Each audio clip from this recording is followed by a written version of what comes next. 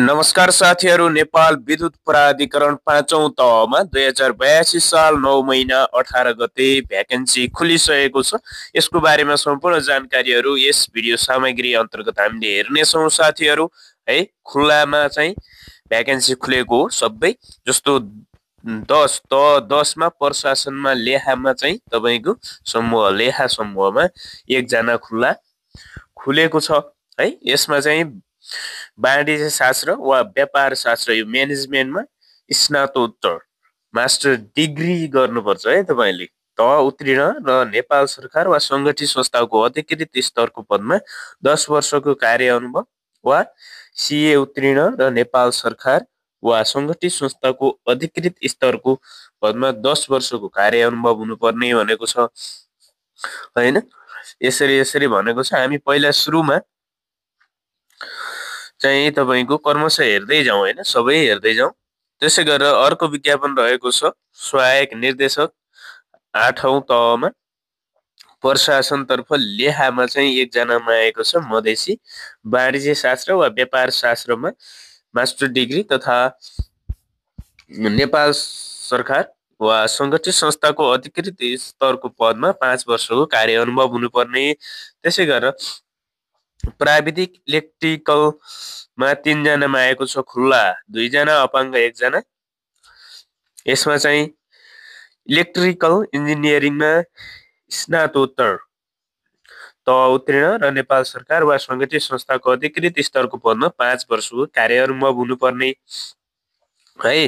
त्यसै गरेर यो 5औं तहमा चाहिँ तपाईको हैन यो सर्टिफिकेट चाहिन्छ कि चाहिन्न भन्ने पनि डाउट होला। त्यस्ता सब कुराहरू म तपाईलाई यहाँ क्लियर पार्दिने छु है त। एकछिन वेट गर्नु होला, 5औं तहको पनि हामी हेर्ने छौं।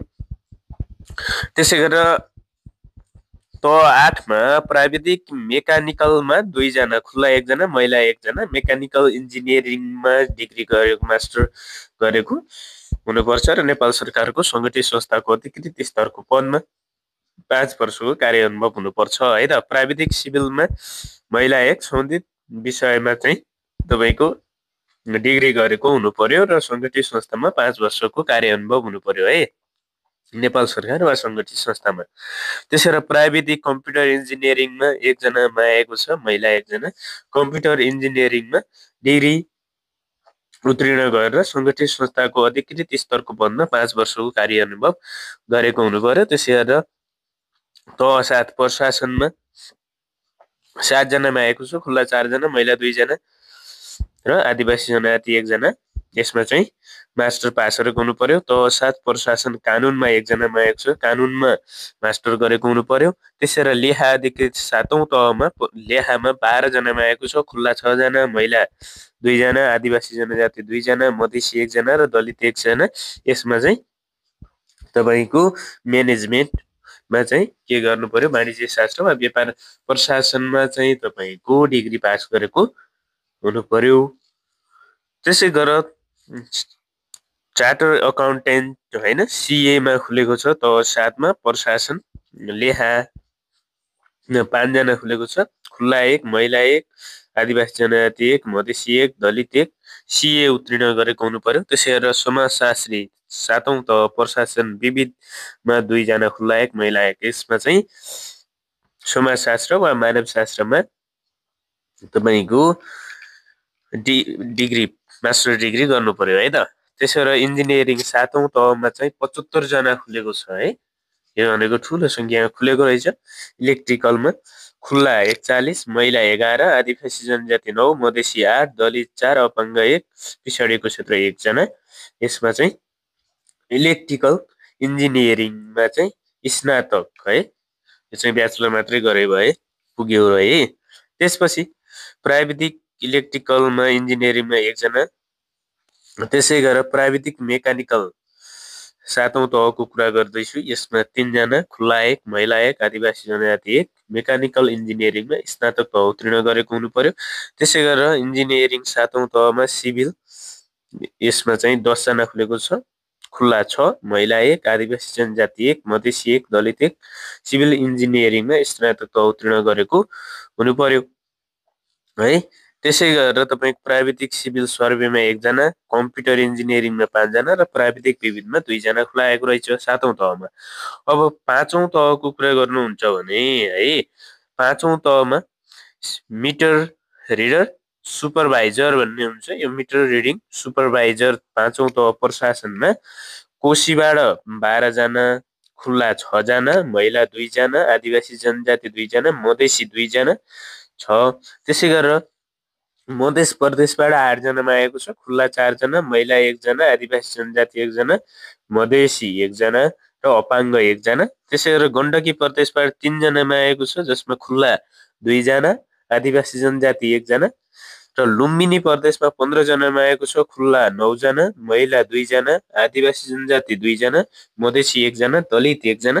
त्यसै गरेर सुदूरपश्चिम प्रदेशमा 3 जनामा आएको छ, खुल्ला 2 जना, आदिवासी जनजाति 1 जना। यसमा चाहिँ +2 पास गरेको भए पुग्यो है त। यसमा चाहिँ तपाईँको सर्टिफिकेट चाहिँदैन है। 5औं तहमा तपाईँलाई सर्टिफिकेट चाहिँदैन। त्यो अस्तिको सङ्गठित संस्थाको जुन इक्जाम भएको थियो त्यसको पास नगरेका साथीहरूले पनि यसमा चाहिँ दिन मिल्छ, त्यो ढुक्क हुनु होला है त। 4थो तहको लागि मात्र यो त्यो काम लाग्ने अनिवार्य, 5औंमा होइन। अब लेखापालमा तह 5मा लेखामा चाहिँ तपाईँको कोशीमा 8 जना, खुल्ला 5 जना, महिला 1 जना, मधेसी 1 जना, पिछडिएको 1 जना है। त्यसरी मध्य प्रदेशमा लेखापालमा है लेखामा 15 जना, खुल्ला 8 जना, महिला 3 जना, आदिवासी जनजाति 2 जना, मधेसी 1 जना, दलित 1 जना। त्यसरी गण्डकीमा 8 जना, 8 जना अन्तर्गत खुल्ला 5 जना, महिला 1 जना, आदिवासी जनजाति 1 जना, मधेसी 1 जना। त्यसरी लुम्बिनीमा टोटल 9 जना, त्यसमा खुल्ला 5 जना, महिला 2 जना, आदिवासी जनजाति 1 जना, दलित 1 जना। कर्णालीमा पद चाहिँ तपाईँको 3 जना, खुल्ला 1, मधेसी 1 र दलित 1। त्यसरी सुदूरपश्चिममा 8 जना, खुल्ला 5 जना, आदिवासी जनजाति 1 जना, मधेसी 1 जना, पिछडिएको क्षेत्र 1 जना। यसमा चाहिँ म्यानेजमेन्टबाट तपाईँले 12 पास गरेको हुनु पर्यो। त्यसै गरेर अर्को रहेको छ सुपरभाइजर है। 5औं तह सुपरभाइजर भन्छ। यो प्राविधिक सेवा अन्तर्गत पर्छ।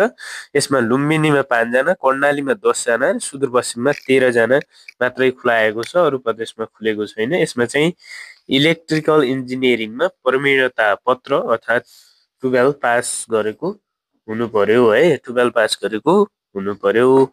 त्यसै गरेर सुपरभाइजर 5औं तहमा रहेछ मेकानिकलमा हैन।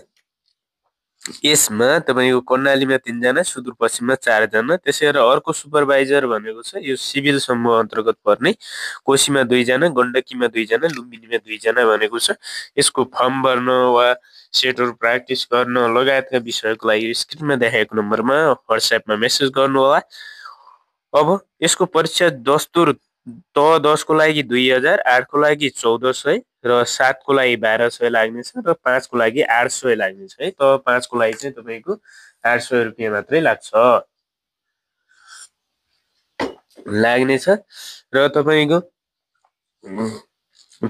अनि थप समावेशीमा फर्म भर्दा 8 को लागि 500 थप, तह 7 को लागि 400, तह 5 को लागि 300 त्यसरी लाग्दै जानेछ। तह 5 को लागि 300 तपाईँको 1100 टोटल लाग्ने भयो होइन। तपाईँले महिला र खुल्ला भर्दा 5औं तहमा। अब उमेर चाहिँ त्यही हो साथीहरू, 18 वर्ष पुरा भई 35 हुन आएको त्यही हो। अरू